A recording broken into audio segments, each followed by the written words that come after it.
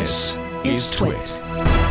Ian is going to blow his stack when we talk about the sale of .org. I don't think this got widely reported, but I think this is a very, very big deal. We've covered it all week because they sneaked the announcement in late on Friday. And you had a great interview with Andrew Sullivan. Well, okay. I'm sure he's a very skilled person in his own way, but it just... So I think, first of all, what people probably don't know is how this works. But there's something called ISOC. Yes, the Internet Society. The Internet Society is the owner of domain names? They've been running, well, they run a certain number of domain names, but because ICANN has been increasing the number of domain names out there, then they've got some of the key ones. So ISOC since 2003 has been running .org. It's been taken up by a lot of nonprofits. Nominally, I always thought .org was restricted to nonprofits. Yeah. And that if you saw .org, you could say with some certainty, oh, this is a nonprofit. Now, you see, this is what 99% of the rest of us assumed as well. But once this story broke, the Internet Society has been, actually, no, if you look at the paperwork, we never said it was explicitly for nonprofits. No, in fact... I know people who have .org domain names, and they're definitely not profit. Oh, sure. Not non-profit. When we buy them, did you have one? Yeah. When we buy Schmeiser.org? I also had that in Schmeiser.com for a while. I think for a family name, .org is actually a good family. Yeah. And we would routinely, when we get URLs, would routinely get .com, .net, .org. Right? Yeah. You just get those three. In fact, cover the a lot of bases. times we wouldn't register them unless we could see all three of them, so that we knew that we had that group. Nobody would kind of steal it by saying pixelcore.org, and you'd think, oh, maybe. But all the different websites we put up we always made sure we were able to get that. So set. .org was never really limited to nonprofits. Well, no, now, but it was just for clarity, .gov, you can't get .gov without being government, right? Or .mil or .edu. Mill, EDU, is that also pretty well protected? Mill and EDU are both covered, yeah. But .org, so that was mostly just conventional wisdom that it was nonprofits. It wasn't. Well, also because the pricing structure was set up in a way which appealed to nonprofits, in that you had fixed term price caps. You couldn't raise the domain cost more than 10% a year, and that was built in right from the very start. So it appealed an awful lot to nonprofits. But also you got that .org, which is a nice international, organizational kind of approach. So then about 6 weeks ago, the Internet Society said, you know what? Maybe we should get rid of the price caps on this. You know, what do you guys think about this? And ask the users. 98% said no, and then they thought, well, we've thought about it. Yeah, we're going to take away price caps. By the way, you know what the consequence of something like that is if you look at some of the prices of some of the weird domains. They can be thousands of dollars. Oh yeah, absolutely. Even .tv is an expensive domain. Tuvalu take their pound of flesh. So there is no set price for a domain. Different TLDs, top-level domains, can have different prices. Yeah, okay, certainly.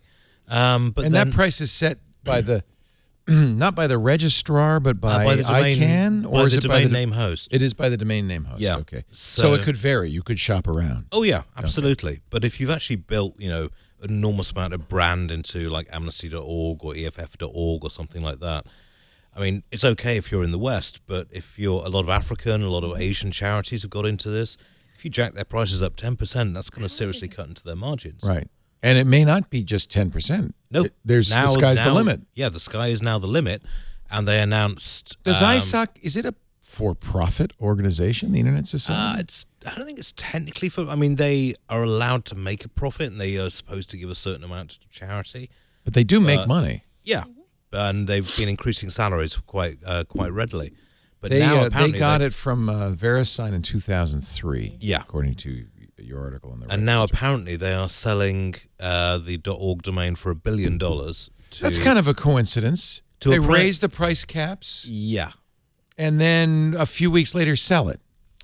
Maybe this was the plan. As they report in your publication, they say if we had consulted publicly about this sale, the opportunity would have been lost. So, which is a nice way of saying. I wish the FCC would be that forthright. If we asked you guys, we know you say no, so we just did it. So it sounds like. Well, you've got this private equity firm which didn't exist until a few months ago. It's backed by 3 billionaire-owned private equity firms, including by Mitt Romney's firm. And they're Bain Capital. Yeah, and now they're looking to buy it for $1 billion. And guess what they're going to do with it? They'll jack up the prices, pay themselves large management fees, and then run it for a profit. And no one seems to be talking about this. I mean, Tim Berners-Lee was on stage the day before we did a piece on this. It was the number one question at the Internet Governance Forum to put forward to Tim Berners-Lee to answer, and they ducked the question entirely. I mean, he put out a tweet a day later saying, actually, I stand with buy.org, but you were at the Internet Governance Forum. It might have been a chance there to say this is a really dumb idea. It just stinks to high heaven. I mean, one of the members of ICANN, I think it's the COO, is the leading member of this private equity firm. They've got links to a former ICANN CEO as well. It just stinks of a stitch-up. Sullivan, who did talk about it to the Register. Kind of, yeah. Well, but he wasn't really I thought he did a terrible job of representing himself. Oh, no, I mean, this guy... I think the only person who read that interview and thought that was really good was Prince Andrew. You know? It didn't rise to the Prince Andrew level, but it was close. Yeah. So, for instance, was it Kieran who interviewed him? Yeah, Kieran's an expert on this. Kieran McCarthy. So he asks, what about the people? There are 10 million registrants. What about the people who bought .org because it felt nonprofit-y? Exactly. He said, well, Sullivan, there's 3 million who registered their names prior to the transfer from VeriSign in 2003. The remaining 7 million, only 70%. 70%. Only a small portion would have taken that into consideration. Most people just look for a domain name and get it through a company that's commercial.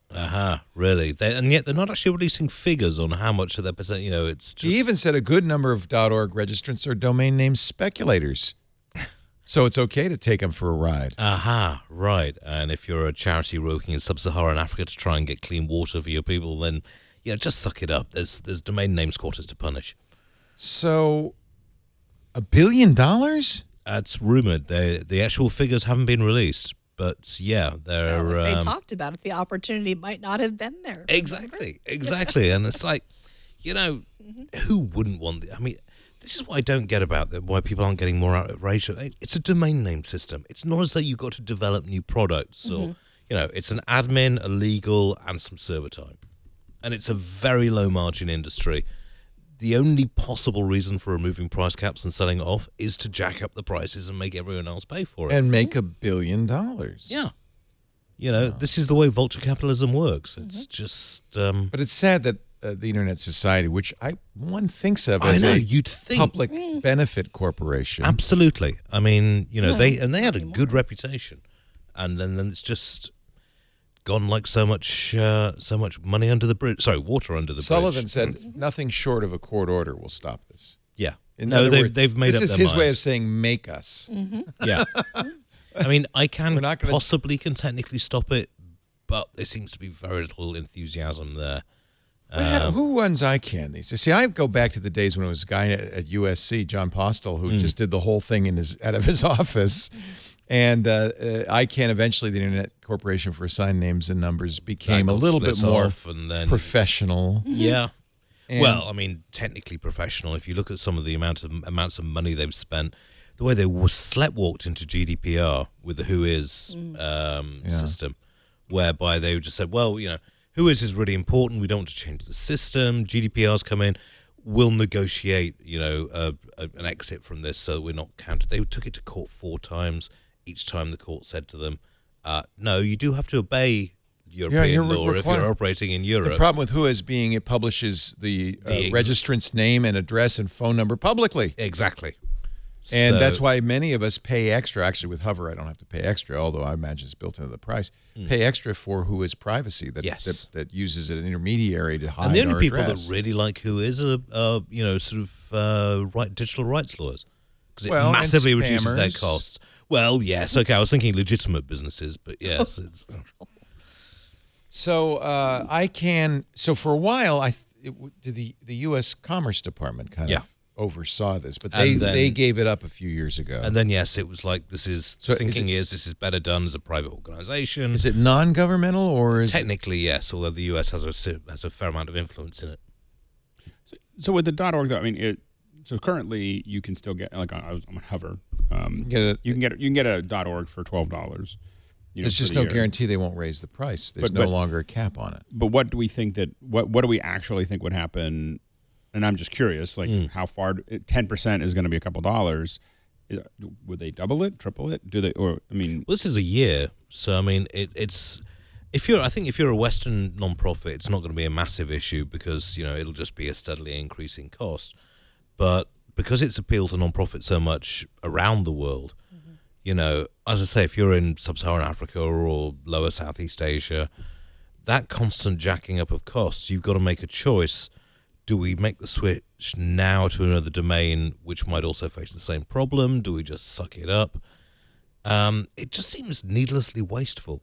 It's like, a couple of private equity firms could make a profit out of this, but it doesn't really give anything to the greater good. And considering the number of non-profits involved in this, it's kind of like, maybe we could just let this one pass and you can make your money in other ways. Right. It also just feels like making money off something like this is, it's just inappropriate somehow. Ripping off charities, I can't help feeling even if it weren't ethically dodgy. Yeah, the last thing you want to see is a gold rush on internet domain names. That's already started. In the 90s. Yeah, it's not good. And it benefited no one back then. A few people who registered. As you pointed out, it's basically a lot of people making a lot of great whoopsie loads of money off of what is arguably a very limited resource that doesn't require a whole lot of maintenance or particular skill to operate. Oh, yeah, and it invites fraud. I mean, Kieran, who wrote the stories, he wrote a book in the early 2000s called Sex.com. Oh, that was a great story. Hijacking, yeah. And this domain was making $20 million a month. A month? Yeah. And they just forged a signature, sent it to VeriSign, and we'll reassign the domain to you. And 4 years of legal arguments. The guy was on the run for 2 of them. This doesn't benefit the internet in any way, shape, or form. Domain names should be a simple, cheap. It's not so there are massive costs involved. So make it simple, cheap, and reliable, and then we can get on with free market competition online. Yeah.